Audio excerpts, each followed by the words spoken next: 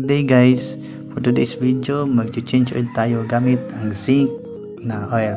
Naka 10W40, fully synthetic.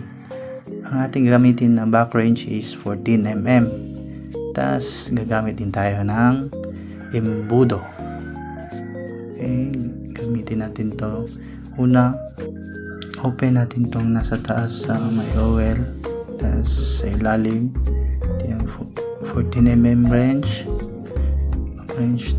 Maglagay tayo ng nalagyan para sa used oil natin.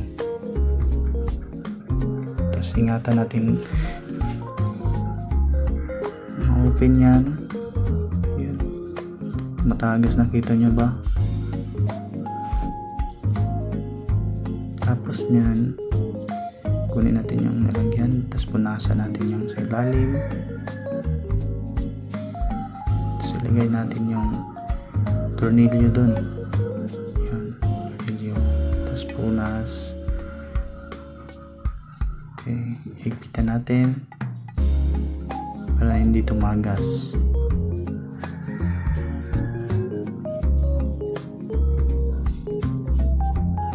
Ganun ang tinuro sa akin ng mechanic noon.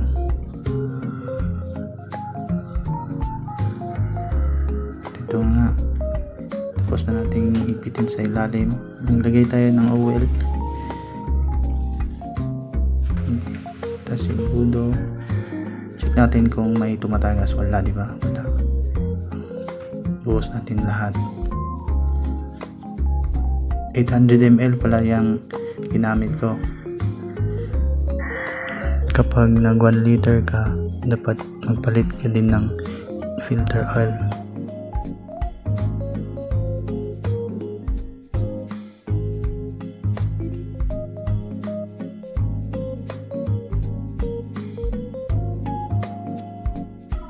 Try natin banda rin. Hindi ko muna ginamit yung susi para yung langis mag-circulate sa buong makina.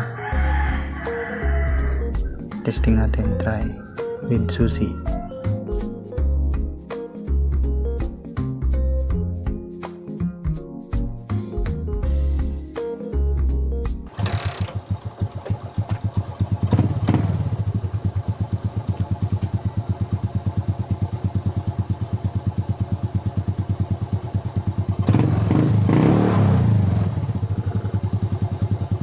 Thanks for watching guys. Walang tagas.